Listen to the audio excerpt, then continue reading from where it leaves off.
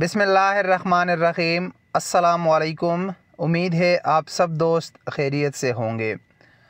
Corona की वजह से आलमी मईशत को नुकसानात और सऊदी अरब पर इसके असरात का जायज़ा लेने वाले सऊदी इदारे ने खदशा ज़ाहिर किया है कि रवा साल के आखिर तक 12 लाख गैर मुल्की कारकुन सऊदी लेबर मार्केट से निकल जाएंगे, जबकि सऊदी शहरियों में बेरोज़गारी की शरह 12% बरकरार रहेगी।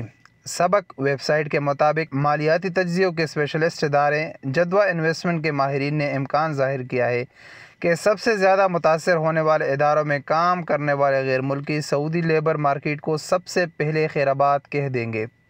माहिरीन ने कहा है कि सियाहत, रेस्तरान, ग़ज़ाई खिदमात फ़राहम करने वाले इदारे, इदाराती निगरानी, सपोर्ट, तामीराती सफ़र और टिकटिंग कराए पर आलात फ़राहम करने वाले इदारे और सिक्योरिटी फ़राहम करने वाले इदारों के मुलाज़िमीन सबसे ज़्यादा मुतासर होंगे। कंपनी के माहिरीन ने तवक्को ज़ाहिर की है कि आइंदा साल की दूसरी छमाही में लेबर मार्केट में तेज़ी आना शुरू होगी और ख़ास तौर पर आखिरी 3 माह बेहतरीन साबित होंगे।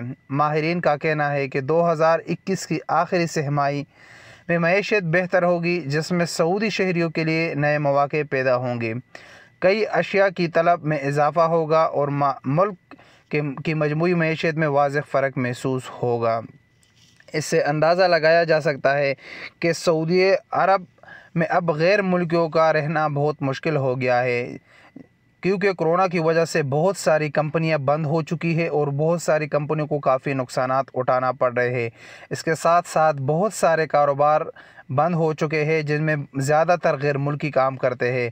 इसी तरह अगर देखा जाए तो बहुत सारी चीज़ों को ऑनलाइन कर दिया गया है, जिसकी वजह से मार्केट में लेबर की मिक़दार को कम करना ज़रूरी समझ रहा है।